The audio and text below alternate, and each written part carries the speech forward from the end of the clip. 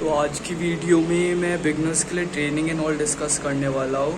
Bye no means M आई professional या फिर certified trainer और एनीथिंग। ये जो भी मैं शेयर करूँगा it's based on my personal experience in the past 2 to 3 years and जितना मैंने सीखा है दूसरों से, यूट्यूब से जितना मैंने रिसर्च में सीखा है, and I am pretty sure कि मोर और लेस इट्स वेरी एक्यूरेट। इस वीडियो में मैं आई पॉप इट अप ये सब डिस्कस करने वाला हूँ and this is like 3 video series. तो सेकंड पार्ट में मैं डाइट का वो करूँगा एंड थर्ड पार्ट में beginner mistakes and a lot of important points which आप लोगों को दिमाग में रखना चाहिए। तो yeah you can like wait and next upcoming weeks में पूरी सीरीज़ आ जाएगी and I just run a clip and do a voice over of a random home workout ताकि मेरी शक्ल ना देखनी पड़े अगले 5-6 मिनट के लिए। तो let's start with training splits. Training splits होते क्या है? इट्स द वे आप अपने मसल ग्रुप्स की ट्रेनिंग डिवाइड करते हो थ्रू आउट द वीक। जैसे आप मंडे को चेस्ट एंड ट्राइसेप्स ट्रेन कर सकते हो, ट्यूसडे को बैक एंड बाइसेप्स, वेडनेसडे को legs. Famous examples for beginners training split होते हैं push pull legs 3 days a week और 6 days अ वीक। फिर फुल बॉडी होता है 3 days to 5 days a week. Upper lower splits होते हैं 4 days to 6 days a week. I personally recommend all beginners कि आप एक ऐसा ट्रेनिंग स्प्लिट उठाओ जिसमें आप each muscle group 2 to 3 times train कर पा रहे हो हफ्ते में। For example push pull legs, upper lower and full body splits. ये मेरी रिक्वेस्ट है सारे बिगनर्स से कि कभी भी ब्रो स्प्लिट से मत स्टार्ट करना। ब्रो स्प्लिट इज़ जब आप एक हफ्ते में बस एक मसल ग्रुप एक बार ट्रेन करते हो। For beginners who are wanting maximum newbie gains it isn't ideal. ये मैं इसलिए बोल रहा हूँ क्योंकि फॉर एग्जांपल अगर आप मंडे को चेस्ट ट्रेन करते हो, फिर आप पूरे हफ्ते के लिए उसे नहीं ट्रेन करते and then you go back to chest on next Monday, you are leaving it without training for 6 days. That's like 144 hours you've not trained your chest. And किसी भी मसल ग्रुप के 2 ट्रेनिंग सेशंस के बीच for ideal recovery 48 hours is recommended, and 144 hours is just a waste of time. You are just wasting your potential there.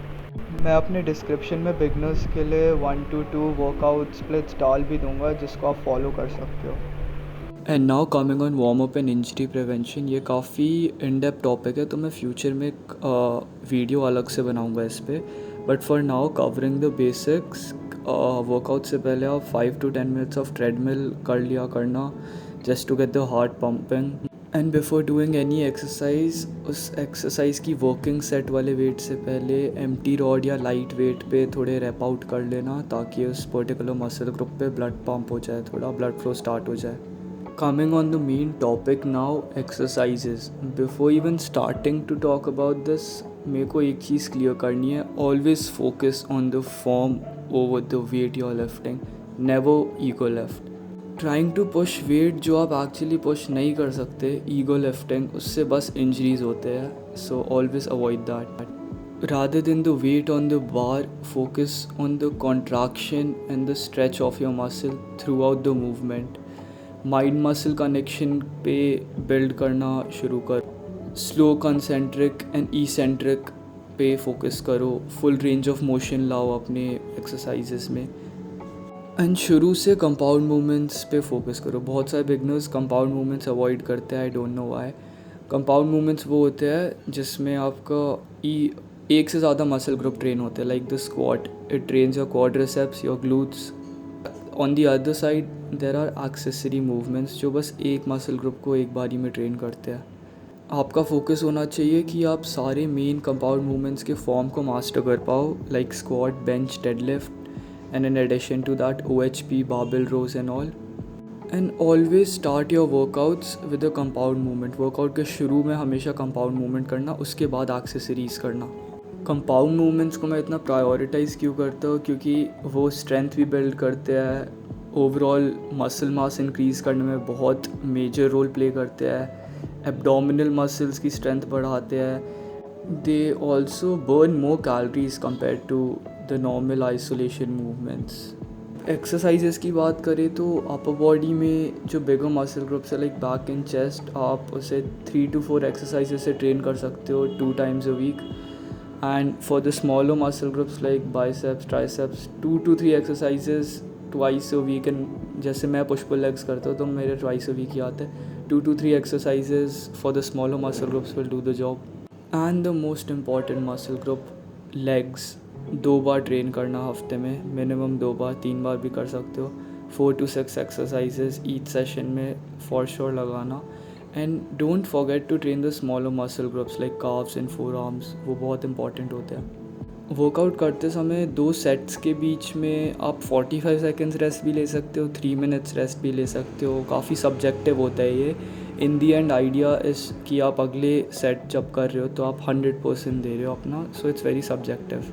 And शुरू में मैं जो recommend करूँगा बिगनर्स को, जो यूजुअली मिस्टेक करते हैं लोग कि एक मसल ग्रुप के 6-7 डिफरेंट मूवमेंट्स पकड़ लेंगे एंड देन सारे करते रहेंगे, उससे better just focus on 2 to 3 selective exercises her muscle group के लिए.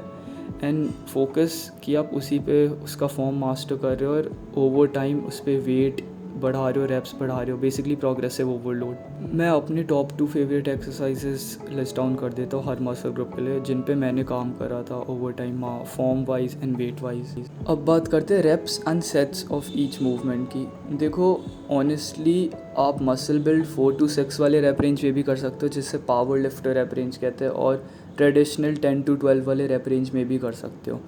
आइडिया इज़ वही, back to the basics. Mind muscle connection होना चाहिए, प्रॉपर कंसेंट्रिक एंड ईसेंट्रिक होना चाहिए, फुल रेंज ऑफ मोशन होना चाहिए. That's all you ever need to build muscle. Coach Greg recommend करते हैं वैसे 40 seconds for each set to attain maximum time under tension for muscle growth for accessory movements. And sets की बात करें तो basic 3 to 4 sets for each exercise will do the job.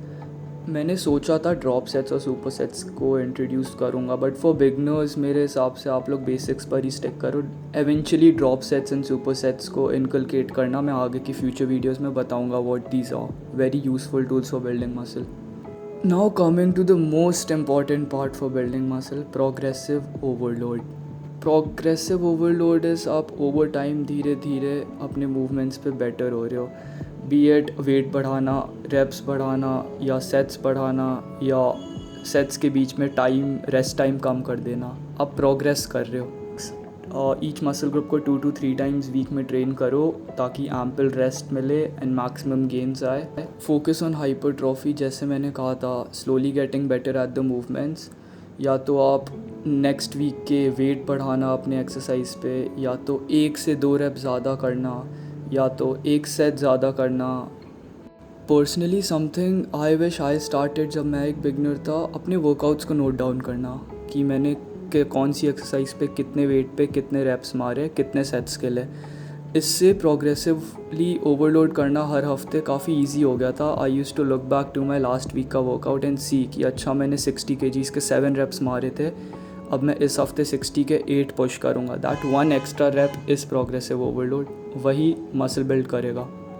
And एक double progression का concept होता है जो मैं खुद यूज़ करता हूँ पर्सनली फॉर होम वर्कआउट्स, क्योंकि घर पे 5 kgs के डिफरेंसेस होते हैं वेट्स के, तो आप 5 kg जंप नहीं कर सकते सडनली वीकली बेसिस पे. तो जैसे मैं 60 पे 10 रेप्स मारूँगा, देन नेक्स्ट वीक मैं 60 पे 12 मारूँगा, then I put on 65 the next week and I'll try to push 10 again on 65, then I'll work on 65 for 12, then I'll work ऊपर. तो इसमें मैं वेट्स भी बढ़ा रहा हूँ side by side and reps भी वर्क अप कर रहा हूँ. अब आते हैं रेस्ट पे. जितना इम्पॉर्टेंट बॉडी को ट्रेन करना होता है, न्यूट्रिशन देना होता है, उतना इम्पॉर्टेंट ही बॉडी को रेस्ट देना होता है. Minimum 8 hours of sleep daily is a must.